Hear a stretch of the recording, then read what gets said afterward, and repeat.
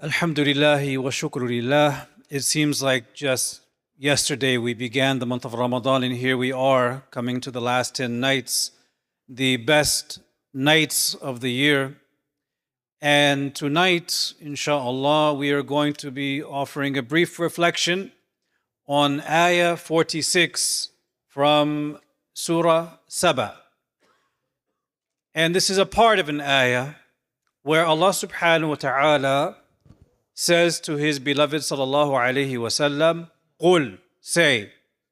He says, "Qul, innama a'idhukum biwahida, an taqumu lillahi mathna wa furada, thumma tatafakkaru." Allah Ta'ala says to his beloved sallallahu alayhi wasallam, say, I only exhort you. You know what exhort means? Al-wa'adh, encourage, urge. I only exhort you to do one thing.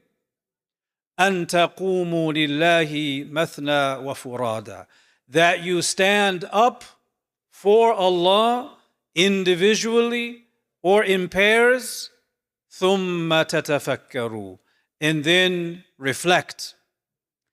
This ayah, Allah Ta'ala is telling His beloved sallallahu alayhi wasallam to say to all of humanity, I advise you, I counsel you, I exhort you, I urge you to only one thing, أَن تَقُومُوا لِلَّهِ, that you stand up for Allah. This is istiqamah. This is advice for every single human being, that they should wake up to the ultimate reality. The reality of this life, the reality of why we're here, the reality to the most important, fundamental, existential questions. Who am I? Why am I here? Where am I going? That you stand up for Allah Ta'ala, understanding the reality of this life, the reality of why we're here, the reality of death, the reality of Yawm al-Qiyamah, and the reality of that final judgment. Now, how does a person come to that state of al-qawmah lillah, where they are standing up for Allah? It is awakening to their purpose. It is when they go from obliviousness, heedlessness, ghafla, into yaqadha, that we've been speaking about this month of Ramadan, wakefulness. When a Muslim wakes up to the reality of their existence and why they are here, sometimes that comes after a period of negligence. Sometimes that comes after a period of wearing the Islamic identity as a handbag, as a part of one's identity and not their essential identity. But then something happens. Allah Ta'ala wakes them up. Allah stirs within their soul something that caused them to stand up for Allah and make a conscious decision. I like to say that every single Muslim, whether they were born into a Muslim family or they converted to Islam, every single Muslim has to make a conscious decision that they are going to seek to follow the Prophet ﷺ and live their purpose as a believer. Whether you are a convert or not, there is always going to be some conversion-like process of making that decision. And sometimes that decision comes after living a life of heedlessness, living a life of sin, or just slacking and not really taking things seriously. Sometimes that wakefulness comes after a tragedy. Sometimes that wakefulness comes after a person has burnt themselves out from disobedience and turning away from Allah. However it happens, it is a blessing that a person comes to a state of wakefulness. And one of the beautiful things in our tradition is that this is a constant refrain across time. We find from the stories of the Sahaba themselves how Allah created certain circumstances by which they woke up to their reality and they embraced Islam.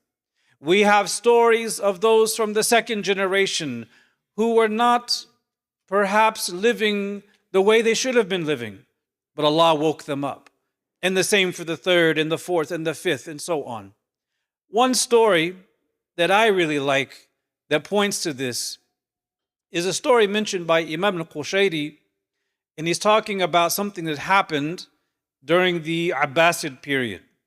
During the Abbasid period, there was a caliph who had invited all of the governors of the various provinces to come to the seat of the Khilafah in Baghdad.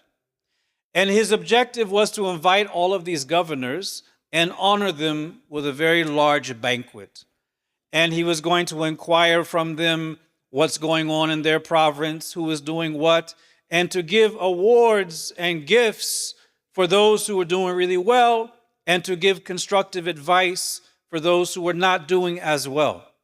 And so all of the different governors from around the caliphate came to Baghdad and had an audience with the Khalifa during this Abbasid period.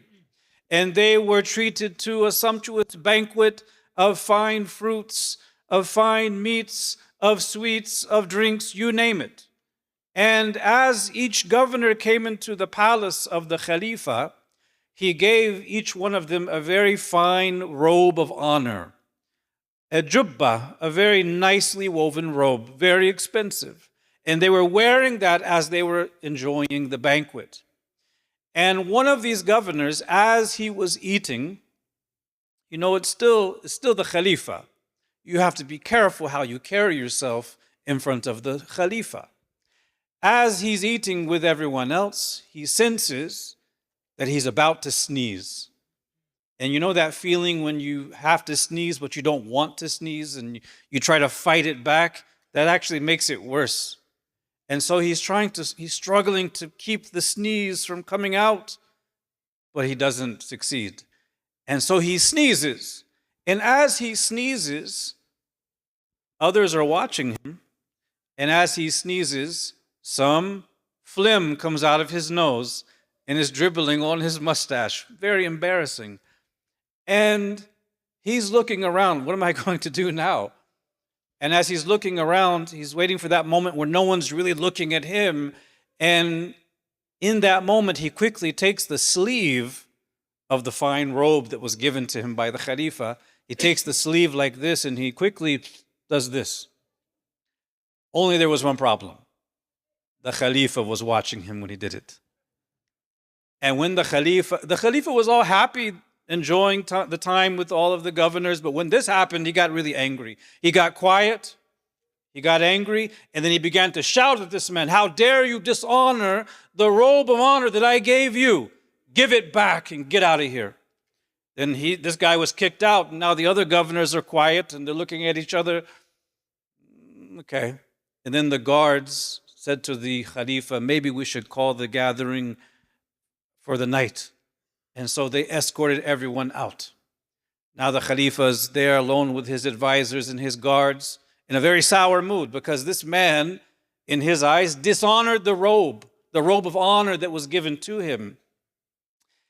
Sometime later, one of the guards came to the Khalifa and said, "Ya Amir al-Mu'mineen, one of the governors, the governor from the Nahawand province, which is in present-day Iran, he seeks a private audience with you. He wants to speak with you, just him." And he allows him in. And this governor from Nahawand, he comes to the Khalifa and says, "Ya Amir al-Mu'mineen, I have a question for you. Is sneezing a voluntary or an involuntary action?" And the Khalifa is intelligent. He says, "I know where you're going with this question. Watch your words really carefully." He says, "Is sneezing a voluntary or involuntary action?" And then the Khalifa says, "What do you intend? What do you mean to say? Say what you mean." And the governor of Nahawand said, "Regarding the governor who wiped his nose with the robe, was it so necessary for you to disgrace him as you did and throw him out of the gathering? Couldn't you have given him a lesser punishment?" The Khalifa said, "I see where you're going with this question, and I warn you again, tread very carefully. Watch your next words very carefully." And after this, the governor of Nahawand said, "Ya Amir al-Mu'mineen, I realized something through the incident. You gave someone a robe of honor, and when they handled it with ingratitude, You publicly humiliated him and kicked him out. And at that moment, I began to think, I began to reflect. And it occurred to me that Allah, the generous bestower, has bestowed on me the robe of humanity, insaniya. And He sent me into this world.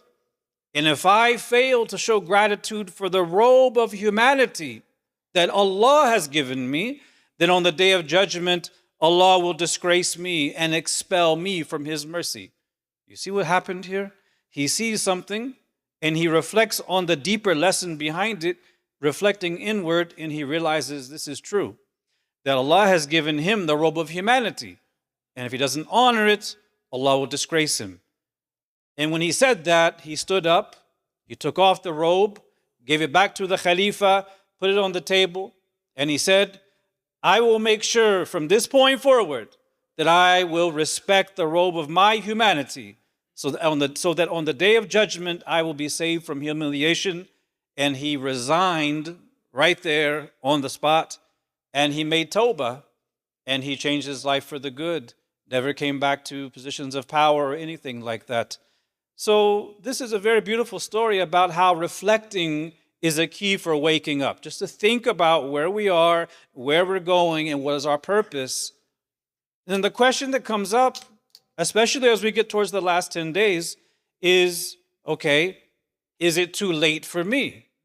Is it too late for me if I reflect on my life and where I've been and where I am and I don't feel that I'm ready? Is it too late for me? Well, Allah subhanahu wa ta'ala gives us the answer to that question in the chapter of the Quran that concerns Laylatul Qadr. In the very beginning of the chapter, Inna anzalnahu fi laylatil qadr wa ma adraka ma laylatul qadr. Laylatul qadri khayrun min alfi shahr. Laylatul Qadr is better than 1,000 months. The message of that ayah is telling us that Laylatul Qadr and seeking it out is a chance for tadarruk. Tadarruk means to catch up. Meaning, if you've wasted 83 years or more of your life, that night is better than the 83 years. It's better than the 1,000 months. You can catch up. It is never too late. And Allah gives us these opportunities every single Ramadan for tadarruk, for catching up. May Allah Ta'ala enable us to catch up and to find the night of Laylatul Qadr bi khairin wa lutfin wa afiyah. Ameen ya Rabbil Alameen. Wa sallallahu wa sallam ala Sayyidina Muhammadin wa ala alihi.